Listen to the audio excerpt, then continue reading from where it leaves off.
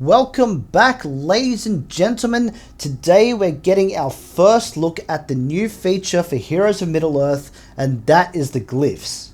Now, there has been concerns out there that these things are going to break the game with excessive speed values, but the way that these things are going to work might mean that speed isn't necessarily the most important thing, but we'll have to wait and see how all of that pans out once they're released to see if it is game breaking.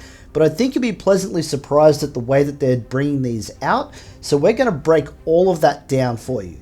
So the first thing I'm going to go through is how you obtain these glyphs. You can get them from the light and shadow nodes. The picture that they have here is showing the hard nodes. So I'd say they're going to do that because they don't want to make it too easy to get too many of these into your collection. But at least they are farmable. You can also get them from the raid rewards. It doesn't say whether it's from the guild chests or the actual path that you collect your rewards on, but either way you can get these from the raids. The other place you can get them, of course, is in the store. I'm not sure whether they'll just be crystals or whether you'll be able to purchase some. Probably all of the above if you do want to spend money on these things. They will change the game quite a lot in terms of developing your characters, but I'll leave it up to you guys whether you want to spend money on this or you're happy just to grind them out as free to play. It's completely up to you, but at least they are accessible to everybody no matter whether you spend money or not. So how do these things work? First of all, you are going to get a unique item or weapon that's related to your character. There will be 6 slots that you can pop these glyphs on, and you combine them in either lots of 4 or 2, depending on the glyph type, and they will give you a new passive ability. Each glyph will have its own primary stat on there. That could be anything from health, attack, defense. The only one that I can see that's not really included here is speed, which is a good thing because as you upgrade your glyphs, those primary stats will increase with every level, so we definitely don't want speed to be a part of that. As you upgrade these through the first 5 levels, you will get up to another 4 secondary stats that are added to this. Once you start upgrading it past that, you have a chance that one of those stats will increase. We'll come back and have a look at some of those stats that are available on these glyphs as primaries and secondaries shortly, but what I want to go through is the set bonuses that you're going to get. When you're putting these together on your characters, you need to think very carefully about what that character does, whether you want to improve them in areas or enhance them in different areas depending on what their function is within the team. You don't want to be just throwing any 6 random glyphs onto your characters because you won't get the bonuses that you should be getting out of them. So let's have a look at some of these glyphs and let's see how we might be able to use them within the game. The first one that we're going to look at here is the LOTR. Each encounter recover 1 stamina in a random ability. So if you're using these in the chapters, each time you start a new wave, you are going to get a random boost in one of the stamina of your abilities, so it just increases those cooldowns a little bit better. You will also get that stamina boost the first time you use one of those special abilities. Now, this can give you a huge boost at the start of a battle, especially when you have some of those abilities that do start on a cooldown. Now picture someone like Nuraz who has to wait until his 3rd turn before he can summon the troll. If you have this set on him, because his other abilities do start at maximum at the start of the battle, that means in the 2nd round he'll be able to summon that troll into the battle. Now that's just one example. I'm sure there are going to be so many different ones out there, especially with those long cooldowns on some of those abilities. But you really want to think about that, and if you have one of those characters where you just need those abilities to trigger really early on in the battle, this could be the set that you want to put on those characters. But moving on to the next one, this one is called Last Stand. Each encounter, the first time this character falls below 25% health, gain 100% turn meter dispel 3 Banes, and gain 1 stamina in a random ability. Now when I hear something like this, the first thing that I think about is chapter 3 of the raid, where you can get cut down pretty quickly. If you can get this set on your characters, if you're getting a lot of those stacks of capture on you, and they do manage to get you below that 25%, that will mean that you'll get a turn straight away. So not only do you add the points for that, you may be able to have an ability that you can use that can really change the way that that encounter finishes. And getting that extra stamina boost, it could be an extra heal or something else that will give you some kind of an advantage, maybe a cleanse. I can see this one being a huge advantage for chapter 3, but the other place that this could be really good is somewhere like the arena. There are a lot of characters out there that could benefit so much from this. You think of someone like Eothane, when you're using him as your primary defender, he's going to die pretty early on in the battle because that's his job. He's there to be targeted first and take him out. If I'm going up against him, I want to take him out before he's able to use his AoE and give all of his allies the counterattack. With this one here, as soon as you get him below that 25%, he's just going to get another turn and he's going to use that AoE straight away. The other thing it's going to do is also boost the stamina of that provoke that he has, so he's going to be able to do that again pretty quickly. The other thing that I like about this is you don't need to have a stack of speed on characters that are using this. So someone like Eothane, you don't necessarily want him to go quickly. You want him to be able to absorb some of that punishment early on, then be able to trigger this and allow the rest of his allies to be doing all of the damage. Even Sam would be another one that could really benefit from something like this, having super fast hobbits while he can protect them. It's going to make him super annoying to try and take out of the battle. The next one that we're going to have a look at is the Vitality Glyph. Whenever this character is critically hit and has fewer than 3 stacks of regeneration, gain 1 stack of regeneration. Now this one here could be really important, especially for teams like Road to Rivendell, where you've got, say, Frodo and Merry that are very easy to get taken out of the battle. You have a set of this on them. If they do cop a critical hit, they're going to get that regeneration. They're going to be able to stay in the battle a little bit longer. This could also be really good for a lot of the shadow teams that don't have a good healer available to them. This is just going to help them stay in the battle. So you look at someone like Bolg, who you really want to be able to keep in there as long as possible, doing all of that big damage. If you can have a set of this on him, at least you might be able to keep him in the game that little bit longer. This could also be very good for the Black Beast and the Dol Guldur team, but you might also want to consider this for some of your bigger tanks. Someone like Gaza that is going to be attacked quite a lot. If you can get this regeneration happening on him, just keeps topping up that health, it's just going to allow him to be doing that big damage a lot more frequently. If you can get a little bit more speed on him out of the secondaries as well, then again, you're just really increasing the effectiveness of that character. This set is also going to go a long way to helping you through multiple chapters of the raid. Even chapter 3, where healing does score you points, might be another consideration that you want to put on some of those characters. The next one we're going to have a look at is Withering.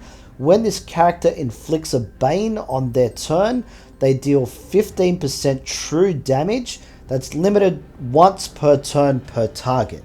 Now, true damage, this can't be critical and it can't be blocked either. So if you're looking at someone like the Troll that does tend to block quite a lot, he won't be able to do this, and also ignores armor. So what you're doing is you are taking 15% of your attack stat and applying that as damage just for putting a Bane on your opponent. So the first thing that I'm thinking of is a lot of those shadow teams, whether it's the Haradrim, Isengard, Mordor, the Goblins. There's a lot of Banes going on there. Even Bolg could get quite a lot out of this because he has a huge base attack stat. So that could be a huge bonus to damage just from having this set on him. Now this set here is going to be very good, especially against the troll, but also the Balrog, because once you knock them down, trying to get their health down to 0 is not always easy. So getting that extra damage is going to be very, very helpful to the team. The other thing that this is going to do is if your opponent decides to taunt or provoke, he's going to get all of this extra damage dealt straight towards him. So if you are building a team that is based on Banes, definitely consider putting these sets on your characters. You could get a lot more damage out of them. So all of these ones that I have just mentioned do require 4 glyphs to get that set bonus. So you can't mix and match any of them. You can only pick one of them if you want to put them on your characters. The next one that we're going to look at will fill those other 2 slots. And the first one that we're going to look at here is Bloodlust. Whenever this character defeats an enemy, gain 30% turn meter. Now this is definitely something that you want to consider for your big damage dealers. Even someone like Gaza that can wipe out a whole team at once if he really gets that opportunity, or at least multiple characters at one time, he's going to get 30% turn meter for each enemy that he takes out at once. Now this could be really good for chapter 1 of the raid, where you might be able to take out multiple characters at once. You could just be getting another turn straight away. The other thing that you can do with this particular set is you could put 2 or 3 sets on the character, so you're getting a lot of turn meter boost if you do take out an enemy. This is going to be huge for some of those slower characters that do hit hard. Like I said, you've got the trolls, you've got Bolg, characters like that that could really do with that extra turn meter boost. This could be something you want to consider for them. The next one we're going to have a look at is the Lifestealer, where you gain 2% lifesteal. Again, this is going to be more beneficial for some of those characters that do hit really hard, because 2% of their attack is going to be quite a lot of healing. And once again, you can put 3 sets on them, so you're going to get that 6% lifesteal. This could be a real game changer for them, especially if you do get a lot of speed boost on those secondary stats. You could really create quite the monster out of this. And again, for the raid, being able to keep your characters in the game that little bit longer, this could be another very important thing that you might want to consider for them. The next one is going to be really good for the raid, and it's no coincidence that they've called it Raider. Deal 2% more damage against enemies with more than 50% health. Now again, you can apply multiple sets of this because it only takes up 2 slots. So when you've got the troll or the Balrog that has a huge health pool and is constantly topping back up above that 50%, you're going to be able to deal more damage to them. Only consider this for your big damage dealers, because that 2% is going to work out to be a much bigger advantage than someone like Ney Ramiri, who is more of a healer, doesn't do a lot of damage, so 2% isn't really going to do very much for her. If you're using this in somewhere like the arena, this might be able to give you an advantage trying to take down some of those harder targets a lot faster at the start of the battle. But once you get them below that 50%, that particular glyph is not going to do anything for you at all, so just keep that in mind. The next one we're going to have a look at is the Shield Wall. When this character has Taunt or Provoke, take 3% less damage.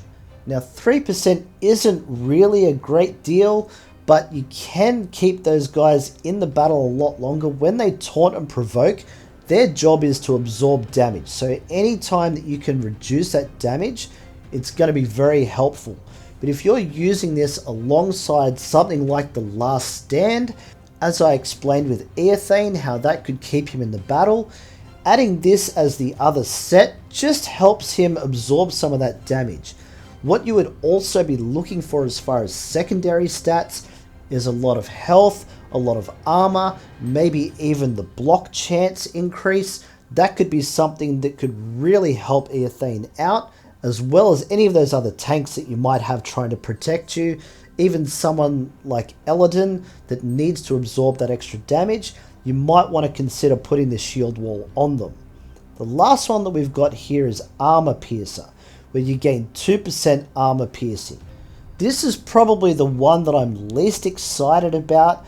Of course, being able to get through that armor is going to allow you to do a little bit more damage, but that 2% isn't really all that helpful.